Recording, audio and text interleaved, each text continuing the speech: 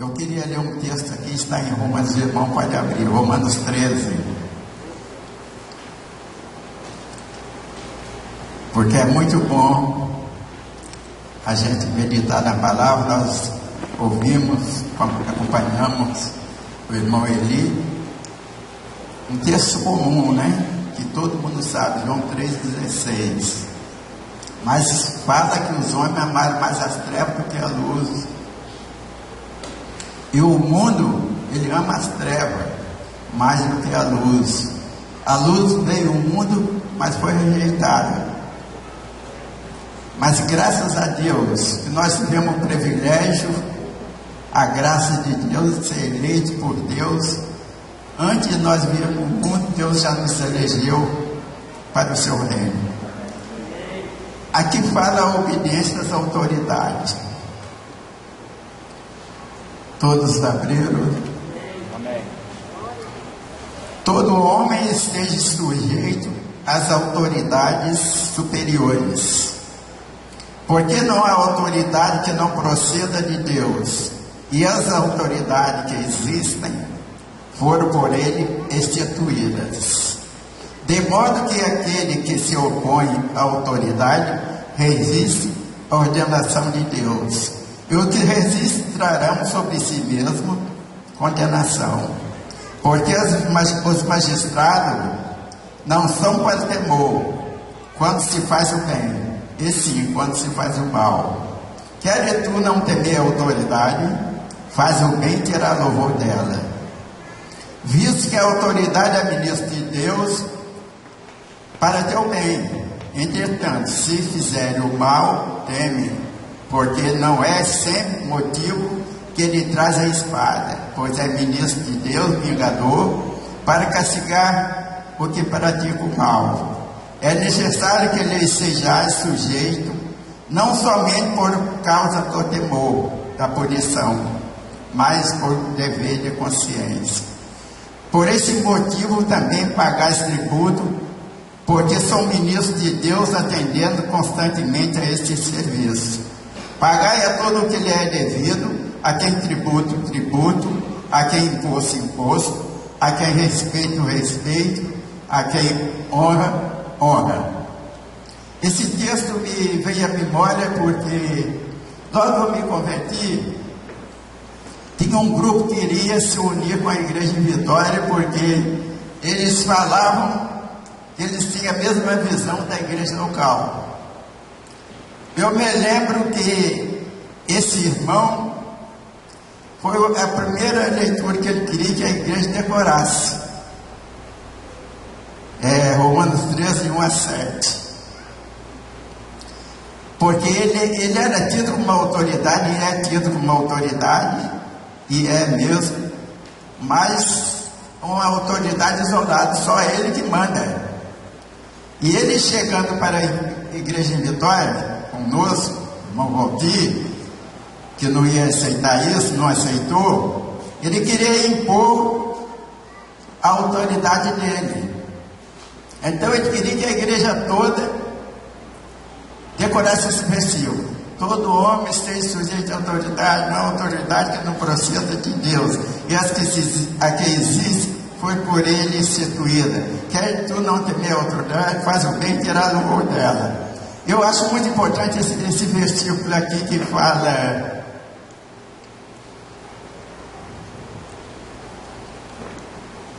temer a autoridade não pela punição, pelo castigo da punição, mas por dever de consciência. Então nós devemos de temer a autoridade, não é pelo castigo, não. Eu não roubo não é porque eu vou preso, é porque minha consciência acusa que eu não devo de roubar. Eu não mato porque não é porque a polícia vai me prender, vou envergonhar minha família, é pela minha consciência. Eu trago o dízimo aqui na frente, porque pela minha consciência que eu leio a palavra, e a palavra me mostra que todo deve trazer o seu dízimo, as suas ofertas, à casa do tesouro. Então tudo que nós fizermos, nós devemos fazer por consciência. Nada para o mandatário, pessoa impor, né?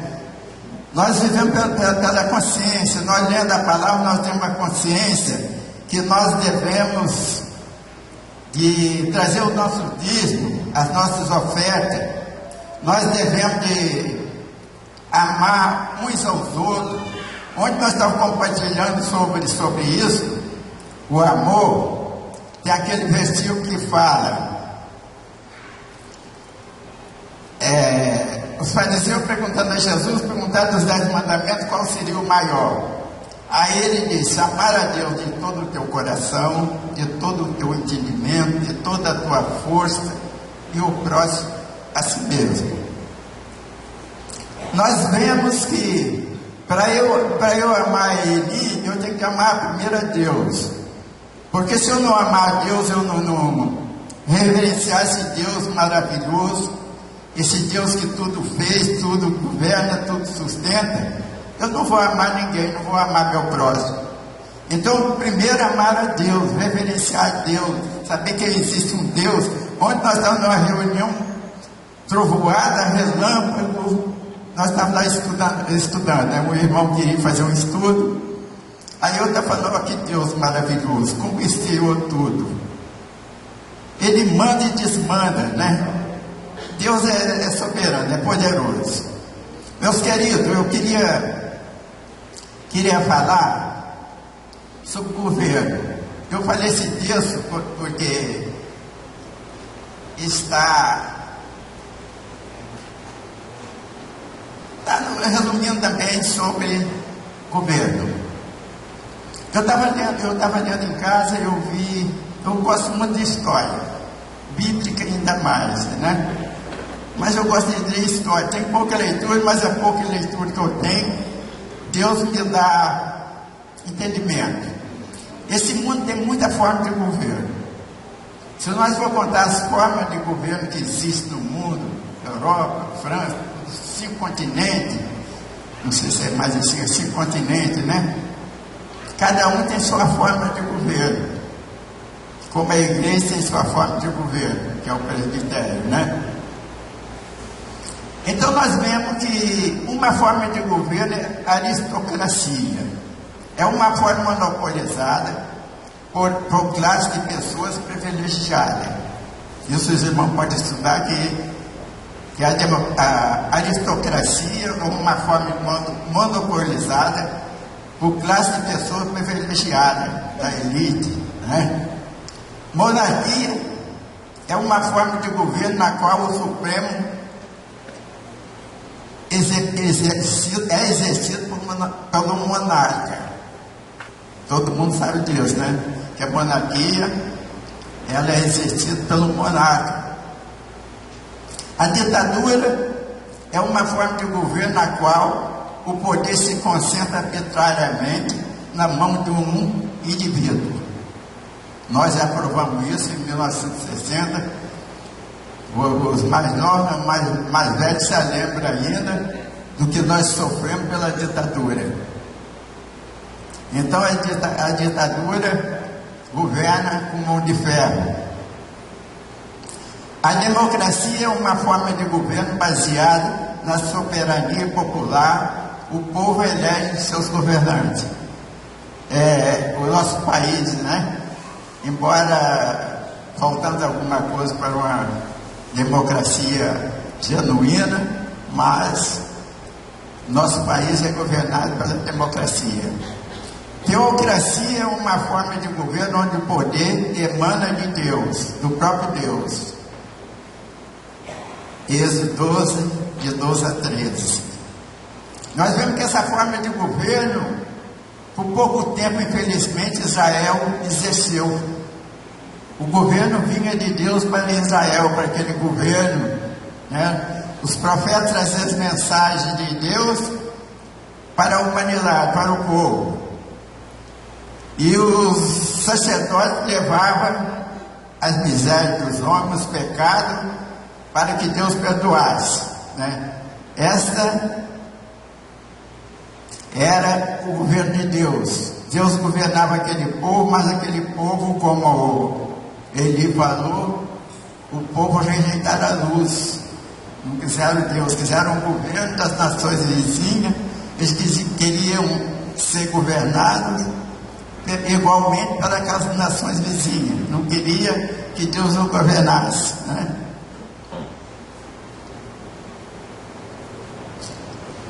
Mas no mundo espiritual só existem dois tipos de governo.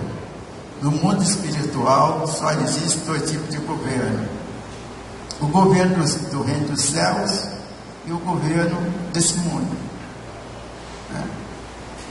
Esse mundo nós sabemos que já é maligno. Ele é governado por Satanás. E tem o governo do reino dos céus.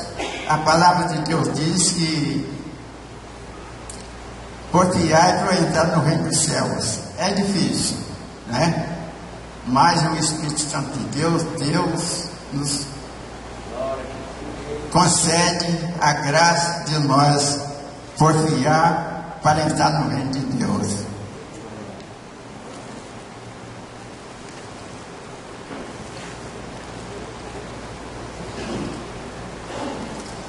Esse mundo, esse sistema, está sob o governo de Satanás. 1 João 5,19. Nós estamos diante de dois reinos, de dois governos: o reino das trevas, o reino celestial, diante de dois senhores. E só podemos agradar um ou outro. Aí está o X da questão. Qual a escolha? Né? Qual a escolha que nós vamos escolher? Qual a cidadania? Qual é a sua cidadania? É do reino das trevas ou reino da luz? Você só pode ter uma cidadania. Nós estamos num mundo onde nós vemos agora um fugitivo aqui da política, que foi para a Itália porque ele tinha duas cidadanias, né? Aqui pode ter duas, três ou mais cidadania, mas no reino do céu só tem uma cidadania. No reino da treva também só tem uma cidadania, ou uma ou outra. Tem aquela história de tinha um cara em cima do muro, os irmãos devem já ter ouvido. Tinha um cara em cima do muro, e tinha um grupo de crentes do outro lado, e o mundo do outro lado, né? O pessoal das trevas do outro lado. Aí o pessoal da luz clamava pela aquele cara: desce do muro, vem para o nosso lado, vem para o nosso lado, que aqui é o reino dos céus, aqui você tem uma vida eterna. E o do outro lado calado, não chamava, né? As trevas não chamavam. Aí o cara perguntou: por que é que esses caras que me chamam de cá não me chamam? Não, porque o que está em cima do mundo é das trevas, era dele. Então nós não podemos ficar em cima do muro. Às vezes nós ficamos em cima do muro. Quando nós ficamos em cima do muro, nós pertencemos ao reino das trevas. Era essa a razão que o pessoal de Deus chamava ele, né? Sabemos que toda ação do governo de Satanás é relativa e provisória. Nós estamos num mundo onde o mundo nos oferece tantas coisas boas, aparentemente, especialmente para os jovens. A gente que é mais velha, a gente já tem experiência, a gente já viveu, já quebrou a cara muitas vezes, como eu já quebrei, muitos já quebraram, né? Mas para os jovens é atraente. A gente liga uma televisão, só vê porcaria, que para mim, eu odeio televisão, não serve mais do que eu vejo. Eu quero ver numa televisão um jogo de futebol, eu quero ver uma notícia, um noticiário, né? Mas crime, vandalismo que eu vejo na televisão, para mim não tem influência mais, não me influi, não me iludo mais. Mas os jovens que não têm essa experiência, às vezes se pegam numa televisão, jovens e muitos velhos também, né? Sabendo que o reino de Satanás é relativo e provisório, né? E em breve ele será extinto, porque Jesus está voltando. Nós podemos estar conscientes, meus irmãos. As famílias devem estar. Nós cantamos sobre a família, né? Uma família buscando Deus. A família, nos princípios, nós ensinar nossos filhos o caminho que eles devem seguir, ensinar a palavra de Deus, aconselhar, ser amigo dos nossos filhos, porque o mundo está cruel.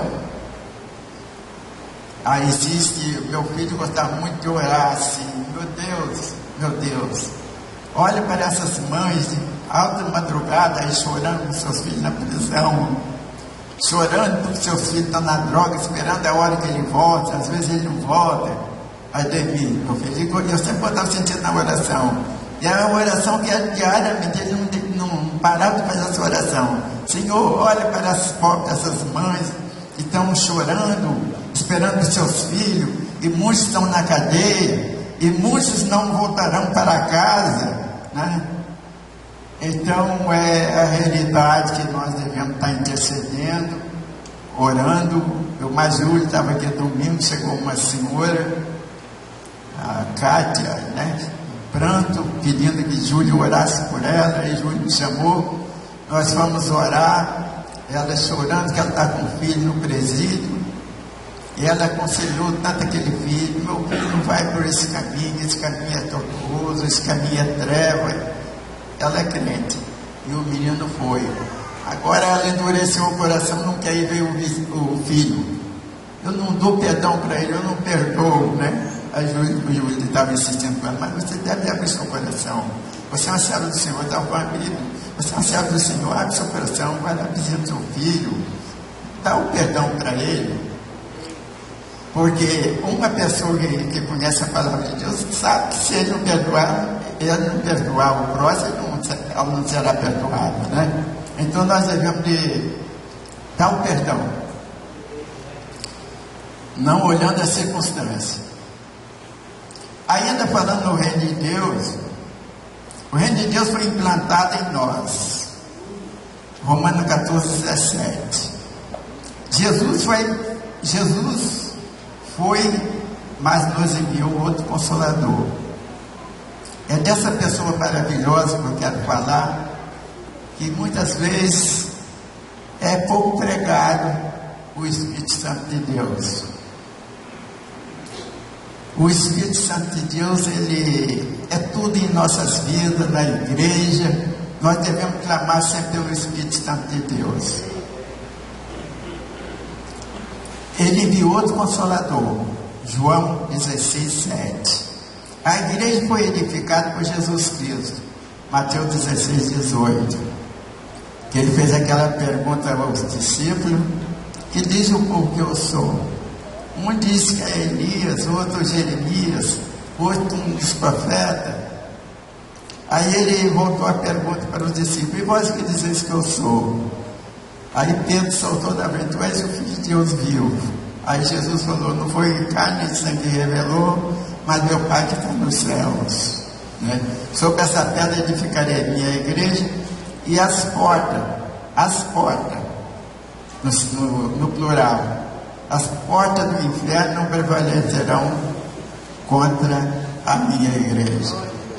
Então nós olhando, nós vemos que o inferno tem muitas portas. Tem muitas portas convidativas que a pessoa entra por ela sem saber. Quando bota sentido, já está preso, né? E o céu tem só uma porta. O céu só tem uma porta. Porfiar por entrar pela porta estreita, porque largas pessoas é o caminho que conduz à perdição, e muitos são que entram por ele.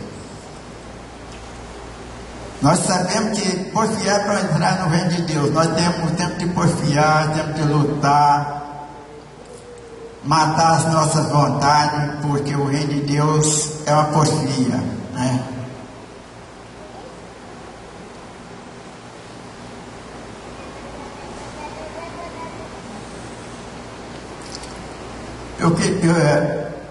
Eu falei que a igreja foi edificada por Jesus Cristo, mas o Espírito Santo com seus dons. O Espírito Santo é que ornamenta a igreja, é Ele que dá os dons. Esse é o que ele fala no ministério do Espírito Santo. Ministério quer dizer serviço, ação. É o que o Espírito Santo faz na igreja. Ele convence o mundo do pecado, da justiça e do juízo. João 16:8. Jesus diz que quando ele vier, ele convencerá o mundo da justiça, do juízo e do pecado.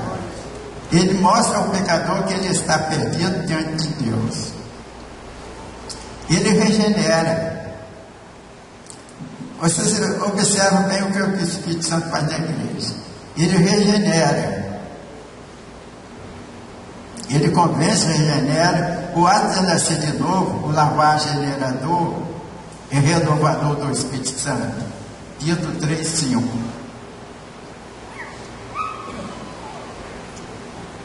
Porque hoje nós estamos aqui porque fomos convencidos pelo Espírito Santo de Deus, fomos regenerados para uma nova vida, né? Ele faz a habitação, ele habita em nós.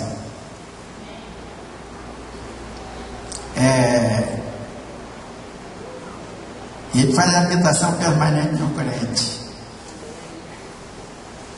Muita gente procura o batismo com o Espírito Santo. Na hora eu estava conversando com o irmão que ele está buscando o batismo, a receber o batismo do Espírito Santo, mas não sabe que o Espírito Santo já está nele, né?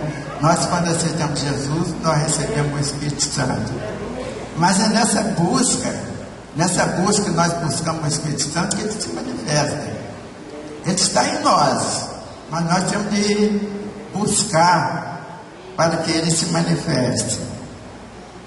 1 Coríntios 6:19. Ele inclui a nova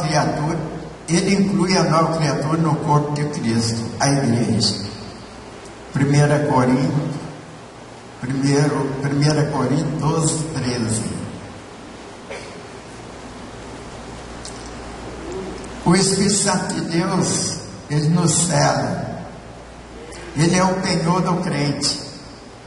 Efésios 4:3 e Efésios 1:13. É por isso que eu fiz um estudo aí que o crente não perde a salvação.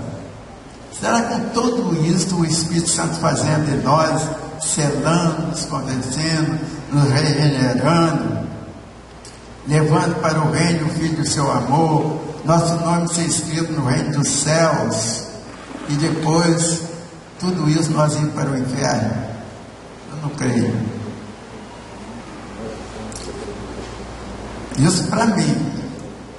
Agora os irmãos não sei. Ele dá dons. Cada crente pelo menos tem uma habilidade específica. Isso é muito importante, hein? Cada um tem uma habilidade específica. Porque na igreja todos nós não tem letrado, não tem analfabeto, não tem branco, não tem preto. O Espírito Santo de Deus nos dá uma habilidade. Eu sei que eu tenho uma habilidade.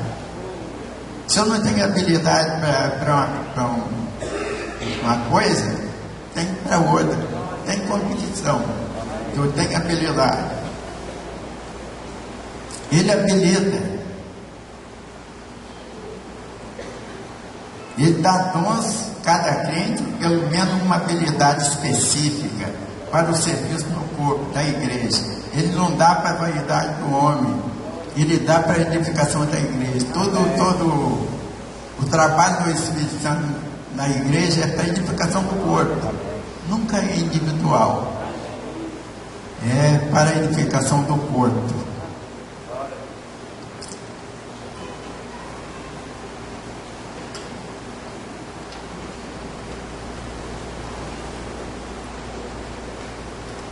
ele frutifica, ele capacita o crente para produzir o fruto.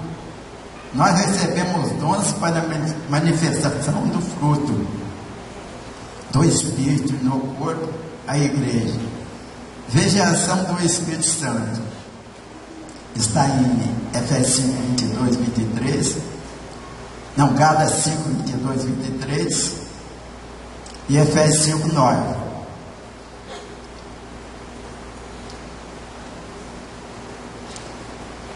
Ele enche e dá para o crente o poder de fazer coisas que não poderiam fazer por si mesmo. Ele capacita o crente para ele fazer coisas que por ele mesmo ele não poderia fazer, só pelo Espírito Santo de Deus. E o Espírito Santo é o provedor da igreja. Por isso que eu digo que nós devemos clamar sempre o Espírito Santo de Deus, cantar muitos corinhos, doados sobre o Espírito Santo de Deus, porque ele é o provedor da igreja.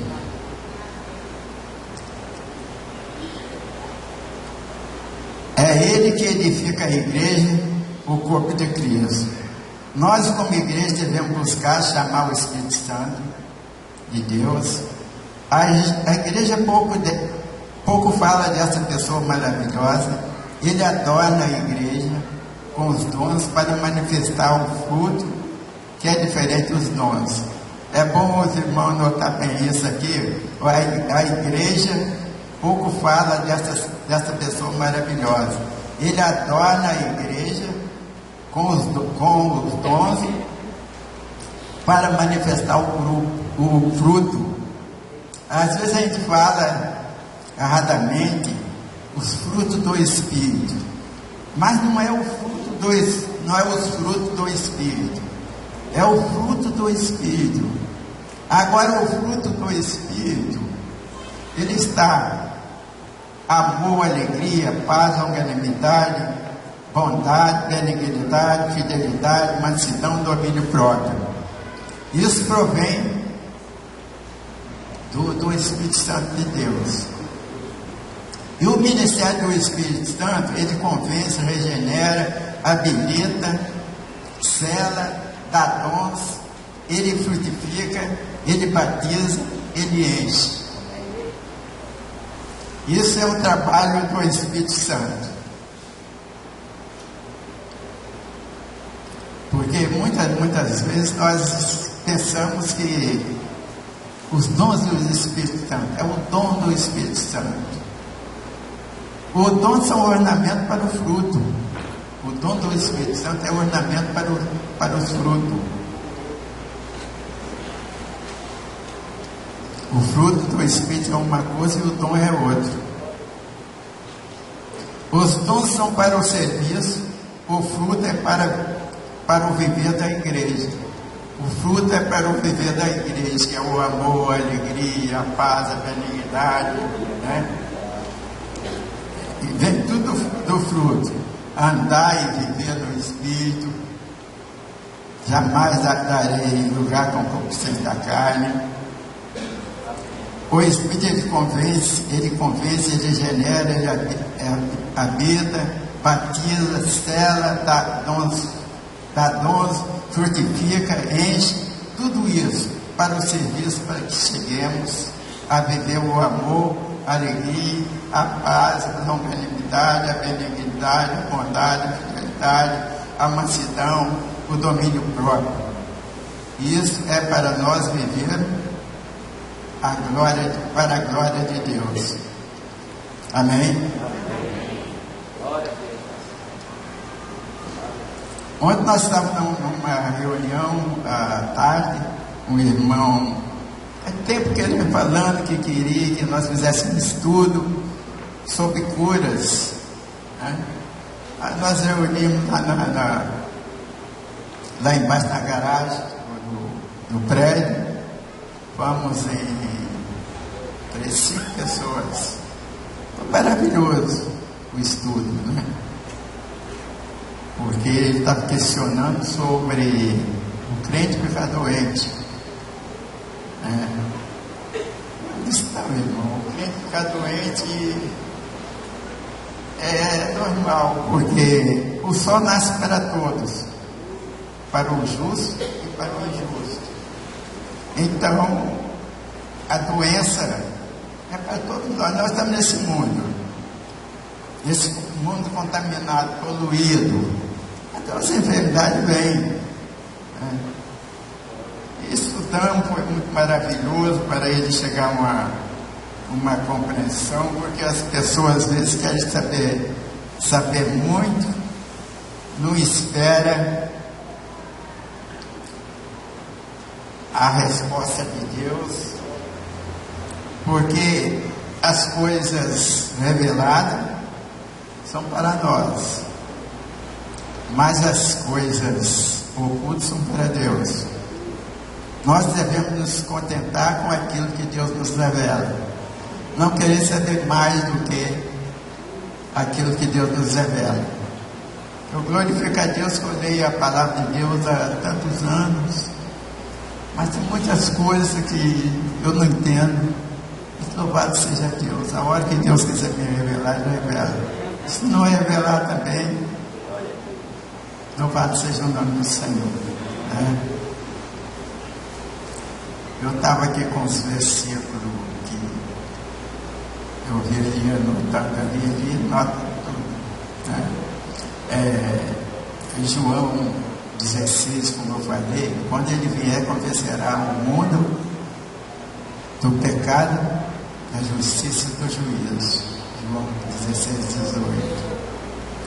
18. Tito 3,5 fala assim: não por obra de justiça praticada por nós, mas segundo a sua misericórdia, ele nos salvou mediante o lavar regenerador, renovador do Espírito Santo. Isso é o trabalho do Espírito Santo na igreja. Coríntios 6,19: acaso não sabeis que o vosso corpo é santuário do Espírito Santo, que está em vós, o qual tendes da parte de Deus, que não sois de vós mesmos? 1 Coríntios 12,13 fala assim: pois em um só Espírito todos nós fomos batizados em um corpo, que judeu, que grego, que escravo, que livre, e todos nós foi dado beber um só Espírito. 2 Coríntios 1,22: que também nos selou e nos deu o penhor do Espírito em nossos corações. O Espírito Santo nos selou e nos deu o penhor do Espírito. Ele deu o penhor. O penhor é quando a pessoa penhora uma coisa, né? Aquela coisa que vai lendo pela aquela dívida da gente. Muitas vezes eu vejo pessoas dizendo: eu fui na Caixa Econômica penhorar a minha aliança. Chega lá, recebe a quantia e deixa ele penhorado para depois receber. Assim o Espírito Santo, ele penhorou a nossa dívida. 2 Coríntios 1,22, que também nos selou e nos deu o penhor do Espírito, é o que eu li, né? 1 Pedro 4,10: serviam uns aos outros, cada um conforme o dom que recebeu, como bons dispenseiros na multiforme graça de Deus. Efésios 5,18: não vos embriagueis com vinho, no qual há dissolução, mas enchei-vos do Espírito Santo. Não embriagar com vinho, mas encher-nos do Espírito Santo. O nosso desejo é que a igreja precisa muito. Nesse ano 2014, nós começamos um ano terrível, um ano com muito acidente, com muito sinistro, mortes, né? E nós estamos aí no meio. Então temos que pedir muito a Deus que acampe os anjos ao redor da nossa família, ao nosso redor, onde nós estivermos, nós estejamos guardados pela nossa fortaleza, pelo nosso esconderijo. Nós estamos em dias de vendavais, dias terríveis. dia muito difícil, e consciente que Jesus está voltando. Nós não podemos negligenciar, ler a palavra, saber que Jesus está voltando e não esperar, né? Em Lucas